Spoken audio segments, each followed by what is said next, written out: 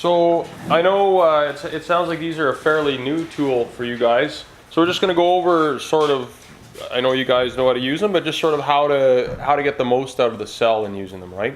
So just the quick Cole's Notes reminder on how they work. Remember, they're sonar, not X-ray, right? So they need to have that sort of bounce signal in a sense. So as we get things steamier and steamier in there, the signal will be deflected a little bit, and they won't see through steam because they're not an X-ray device, right? If the signal's got enough interruption, it'll be broken up. So the other thing just to remember too is we can generally see the fire with our naked eyes. So what's interesting in the cell is what's going on around it, right? So a couple things to help you get the most out of the tool while you're at the back is if you put the crosshairs on the hottest thing in the room, you're going to go to a higher sensitivity and your gain state's going to change, and you're not going to have the detail in the darker areas. We all know what the fire looks like. What's really interesting is what's going on up high, right? And then it's good practice to scan your TIC the same way you scan a room, right? When we use a TIC to scan a room, we scan high, middle, low, looking for hazards, exits, and victims. In this case, a lot of what's interesting is going on up high.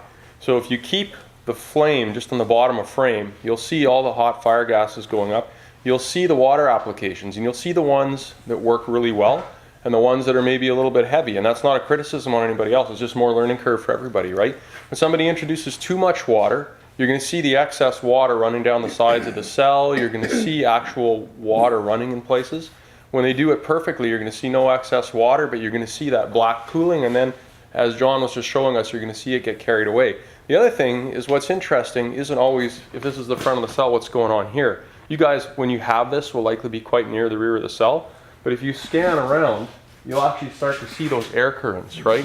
You'll be able to see that, and you'll be able to see why when you're using a thermal imaging camera to locate a fire, we don't have a threshold to look for a wedge or anything, but you want to swim upstream, right? You can see those currents quite clearly when you look in a cooler area. So there's quite a bit to see there, and in fact, depending on, if you pass it forward a little more, so you're more in the middle of the group and you can look at a back corner, even if you just look near the door, you may be surprised at all the air currents you can see back there. So there's a lot going on. You'll also see in the ceiling itself how the good applications, the ceiling will go from a green color or yellow color, it'll go back to sort of the general palette of the camera because the cooling's been effective. So just remember to use it, you know, don't worry about the fire, we know it's there. Use it to look at everything else that's sort of around. Does that make sense? And somebody else brought up, right, the other thing to remember that can be interesting for us is that these things are susceptible to reflection.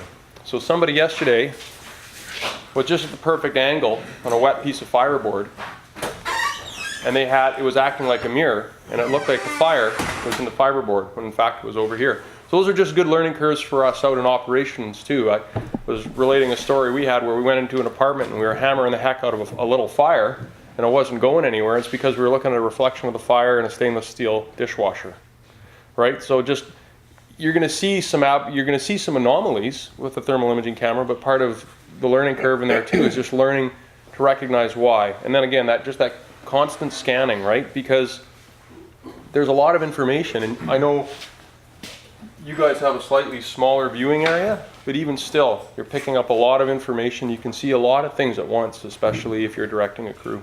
So. And just the cleaning.